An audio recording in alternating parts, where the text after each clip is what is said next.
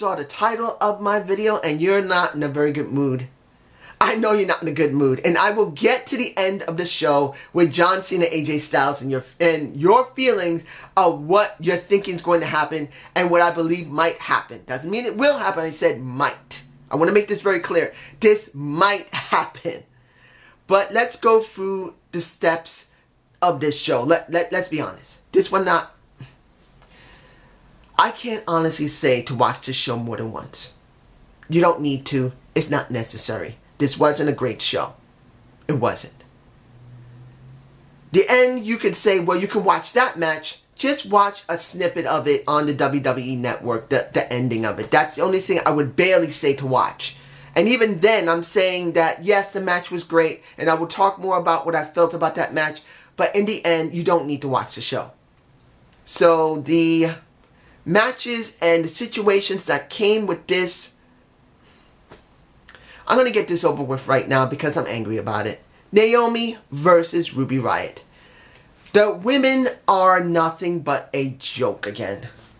Naomi Knight, Trinity Fatu, who have busted her ass for so many years, who now has become a two-time champ, where the people do like her. She moves merch. Hell, you get a chance to meet her and her husband at Universal Studios. And a lot of people are going to say, dude, this isn't that interesting. Come on, it's just Naomi. Come on. It's Naomi. She's still one of the best female wrestlers they have. That has star power, that has charisma. She's beautiful, she's smart. And now, she's jobbing to Ruby Riott.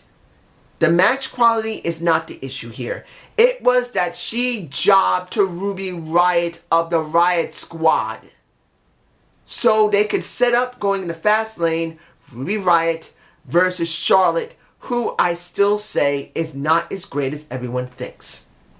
I'm saying this 100%.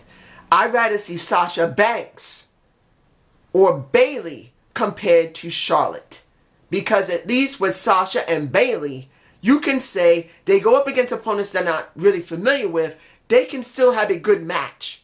And when it comes to Charlotte, I have not seen yet once a match with her with someone she's not familiar with that was at least okay. Every match she's ever had with somebody that she's not familiar with, highly familiar with, is trash. Tell me one time, and I challenge anyone to tell me one time that she was able to wrestle somebody that she wasn't already familiar with and it didn't look like a botch fest. And I'm not bashing her because I hate her. I'm just saying she needs more training. She should have never left NXT until this year.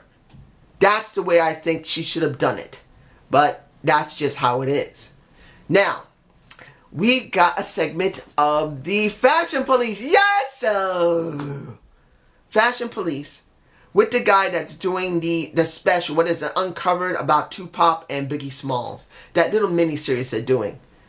Let me get this straight. Last year, we had the most enjoyable segments on SmackDown Live, and before that, and that was from Fashion Police. And what do we get now? Almost nothing from them. This is the first time I've seen them in months, where maybe it's by themselves. And then guess what? They're not by themselves. They're with the New Day, who tried to play off of that, and that was the most dumbest thing they could have done. Having Big E play around and then rap about an undercover story of what caused Biggie Smalls and Tupac to die. Honestly, that was the worst thing the writers could have made them do. If they signed off on it, all three of the New Day should get their faces smacked. Now mind you, I'm not for Biggie Smalls or Tupac. I'm not a rap. I don't love rap. I don't. Very rarely I like rap at all. But in this situation where it's still sensitive to think that a possibility that the police or the government allowed them to be killed because of a pretty much gang warfare and drug warfare between the other rappers is sensitive stuff. And them doing this was dumb. And then we get the segment of New Day with the Usos. And I don't know what it was in the very beginning of the New Day segment. It felt so forced. I don't know what it was. Maybe it was that they were trying hard to sell WrestleMania on SmackDown Live and they know SmackDown's not doing well. Maybe it was because Big E is saying, around this time my legs sweat, get all dry and sticky, spray me, telling, it's in my face. Why would you do that? Not once, not twice, but 3 times. Tell Kofi Kingston to take a little tiny spray bottle he took out of his pocket and spray in between his I can't even say his shorts, his jogging pants, whatever. Why? That was just bad. The only thing that began to really save it was the Usos coming out saying, we have been around almost 10 years. We've been around 9 years and we've never had a WrestleMania moment. Well, honestly, they haven't, and they had the other end of it because they have had sort of a WrestleMania moment at the kickoff show. At the kickoff show. That's usually how it is. If they are on the show, they're on the kickoff show. They never on the main card. Very rarely they ever were. If they was helping somebody else, yeah. But for them, no. So they weren't really lying. Then the person who screwed up last segment, who made it feel so janky, kind of saved it. And that was Big E. And Big E pretty much said, who says you ain't the only one who's been struggling and been working, who's been working hard and grinding? We've been doing the same thing. We've been breaking down barriers. We've been breaking down barriers. Really. The same barriers that they keep repeating on WWE. I'm saying this for Black History Month. Look. I gotta say this, and I want to say this to all the people who are black or mixed black like myself. I'm part black. I'm proud of my black heritage. I'm proud of my Native American and Puerto Rican heritage, even though I don't talk about my Puerto Rican heritage much. I know I'm Puerto Rican. I know I'm Black and Native American, possibly Chinese on top of it. I'm proud of my heritage. But when you see the WWE has no care, they go to a black museum and show pretty much 2 of the 3 same segments throughout the entire month, is just a joke. And then, what is it? The Warrior Award for a little kid who is black, who is pretty much getting the award because he's been struggling. He worked hard, and I'm not taking anything away from this 15-year-old kid.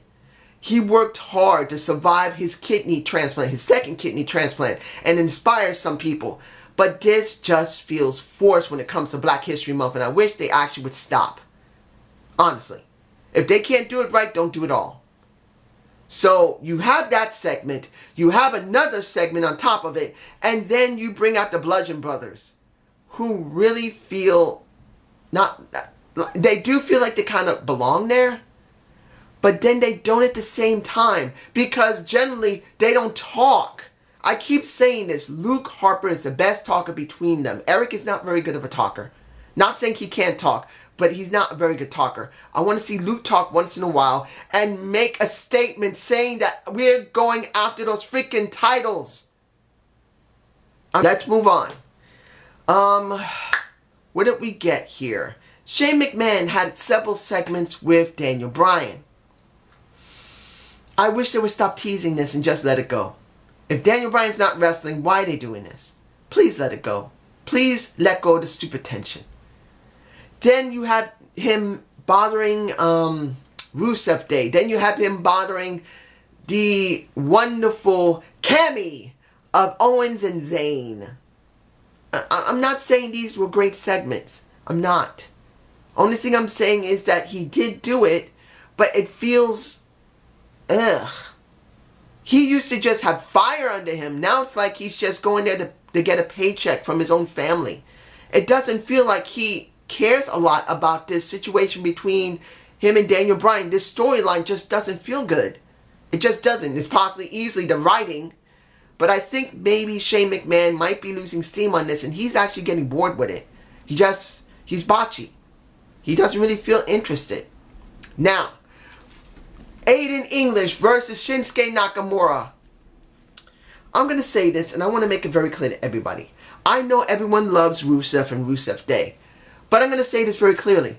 Rusev Day would have never gotten over without Aiden English. You may think of him as a stupid jobber that sings just like Elias, but he was the first one to do it in years. He did it well, and he got over Rusev with no help of Lana. That's the damn honest truth. Aiden's my boy. And then see him get destroyed by Shinsuke Nakamura, which we knew had to happen, just... it sucks. It just sucks. I'm sorry, it does. It does suck. And let's see, we only got 2 things left. I don't know if I said anything about the Sami Zayn versus... I don't know why they did it. Why did they have Sami Zayn and Baron Corbin? They didn't need it. And then you got Dolph Ziggler at the very end of the match, kicking the head off of the entire group of them. He kicks the head off of Kevin Owens. He kicks the head off of Baron Corbin. And then he deals with Sami Zayn. I think he also kicked him, or he did something else. I can't remember. It just feels like it wasn't necessary. It wasn't. But in a sense, it was if they're trying to push him to be at WrestleMania. So that's another dark horse you want to consider. But still, it doesn't feel like it was necessary. But at least it was something. Doesn't mean I agree with it. Now, AJ Styles versus John Cena.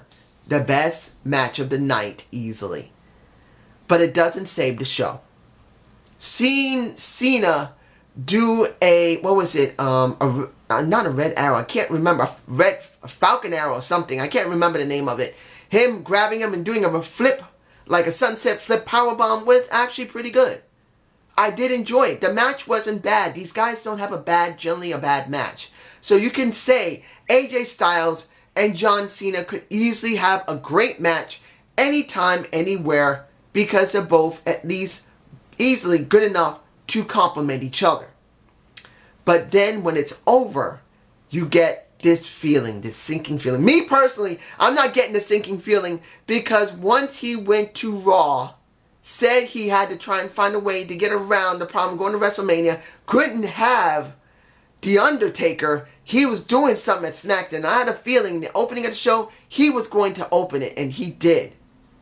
And I had this feeling the only way he was going to get anywhere if he could not get The Undertaker is to go and try to either do the U.S. title, which I know I could talk about Randy Orton and Bobby Roode, but there's just not enough there right now. I mean, it's interesting, but it's not enough there. Maybe next week I'll talk more about it, but now I'm not going to. But he's not going after the U.S. title and Bobby Roode. So this has to be the only way he's going. And at the end of that match, where he won it, what happened? Almost anybody who was involved in that match went down and did it. And it was John Cena who got the last laugh on everyone, including Dolph Ziggler. So what does it come down to, ladies and gentlemen? AJ Nakamura may not happen. It may be John Cena versus Nakamura at WrestleMania. The 17-time possible champ coming will go up against Nakamura. Now, does everyone want to see that? Now, a lot of people may say it may not be a bad match because they had a good match the last time. But a lot of people are like, you, WWE, don't do this to us. You got what you want when it comes to Brock Lesnar and the Roman Reigns. Do not take AJ Styles and Shinsuke Nakamura from us. We will ride if you do. We will ride if you do. And like I said, Nakamura and AJ may not happen. Rage quit now. Because if John Cena wins, you're going to have a rage quit. For those people who can't stand John Cena, you're going to get it. You're going to have the 2 top guys in the company, and that John Cena and Roman Reigns on both brands are going to possibly headline their respective brands at WrestleMania. If there's no Undertaker John Cena, which I think should not still happen anyway, but this is what you may have. This is what you may have. So what do you want to do about it? Are you going to riot? Are you going to phone the WWE or email the WWE, or you're going to go down to Connecticut, start hammering on the doors of the offices and say, we're going to tear your place down if you do not have AJ Styles and Shinsuke Nakamura? What are you guys going to do? Because that might happen. And if it does, you're going to have to either deal with it or just walk away from it. That's just my point of view of it. For me personally, if AJ doesn't win, I will be upset. I am kind of interested in seeing AJ Styles against Shinsuke Nakamura. But I may not be that much upset if Nakamura goes up against John Cena. He's only done it once. And it's not like it'll be the same thing over and over and over and over and over again. Like a Bray Wyatt, like a Wade Barrett, like a Ryback, like a CM Punk. Like all the people that John Cena has buried over the years. This is different. So this is what we'll be dealing with. Possibly. But I want to know your point of view. Tell me how you feel about this. Do you want to rage? Do you want to walk away? Do you want to riot? Do you want to just say, I'm cool with it? What?